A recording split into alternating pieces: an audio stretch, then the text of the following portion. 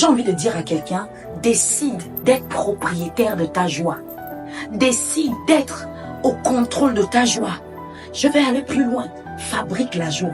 Parce que les amis, quand on regarde à comment la vie est, il y a des problèmes financiers, on cherche l'argent, il y a des problèmes dans le couple, parfois c'est les enfants qui tombent malades, là l'école a commencé à avalanche de virus, la grippe par-ci, là tout par là, on va t'appeler, il y a un problème que tu n'attendais pas, oh le chantier, le contrat que tu pensais avoir, tu l'as perdu. Il y a trop de raisons que la vie va te donner pour être malheureuse, pour être triste. Donc, fabrique ta joie. Sois au contrôle de ton bonheur, sois au contrôle de ta joie. Les amis, on n'a pas le temps d'être triste. C'est pas qu'on ne peut pas être triste. C'est pas qu'on n'a pas des problèmes d'argent. C'est pas qu'on n'a pas des problèmes dans nos couples. C'est pas qu'on n'a pas de problèmes on a des problèmes. Mais on n'a pas le temps d'être triste. Parce qu'on comprend bien que la joie du Seigneur sera ta force. Celui qui n'a pas de joie n'a pas de force. Celui qui n'a pas de force ne peut rien faire. Et là, si tu as le sentiment que les situations que tu vis t'ont emmené à perdre la joie, mon ami, fabrique ta joie. Refuse de donner l'impression au diable que sa joie est entre ses mains. Dès l'instant où les gens ont le sentiment que ta joie dépend d'eux, tu deviens une victime. Sors de cette mentalité, sors de cet état d'esprit. Fabrique ta joie. Ta joie dépend de toi. Mon ami, la vie a trop de challenges. On a trop de challenges. Certains d'entre vous, nous, on n'a pas le temps d'être triste parce qu'on est conscient que trop de gens sont attachés à nous. Certains d'entre nous, on n'a pas ce luxe-là. On est comme des David. Pendant que certains abandonnent, David est obligé d'aller jusqu'au combat parce qu'il sait qu'il doit délivrer sa femme, ses enfants et les femmes des gens qui l'accompagnent. Donc, il est obligé de continuer même quand les gens... C'est pour dire que même quand les gens t'abandonnent, continue d'avancer. On n'a pas le temps d'être triste. Il y a trop de défis. Et dès l'instant où le diable a réussi à prendre ta joie, il a pris ta force.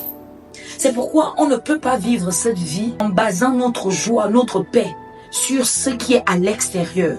C'est pourquoi notre joie, c'est qu'on dit même la joie du Seigneur. C'est pas la joie du travail, c'est pas la joie du foyer, c'est pas la joie de l'enfant, c'est pas la joie de l'argent.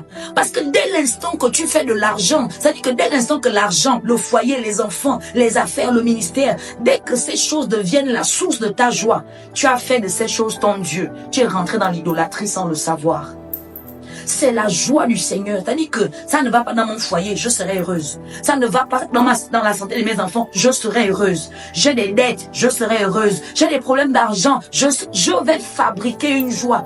C'est pourquoi vous allez me voir, pour ceux qui me connaissent, je ne me laisse pas abattre. Et les petites secondes dans la chair, que vous allez me voir, j'en ai triste, après ça, je me relève. Parce que j'ai bien compris que celui qui n'a pas de joie n'a pas de force. Je ne sais pas à qui je m'adresse. Je dis à quelqu'un, ce matin, je ne veux pas prier pour toi. C'est pas de la prière dont tu as besoin. Toi, qui me regardes, toi.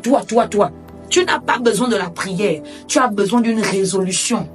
Tu as besoin de prendre une décision, de te lever, de dire, ça ne va pas comme je veux, mais je vais aller de l'avant. Ma famille me rejette, ma famille ne m'aime pas, il n'y a personne pour payer mes études, à l'église ça ne va pas, dans mon foyer ça ne va pas, les enfants ça ne va pas, depuis on m'a dit que je serai enceinte, la promesse de Dieu n'arrive pas. Je serai en joie pour Dieu, parce que ma source c'est pas ces choses, ma source c'est Dieu.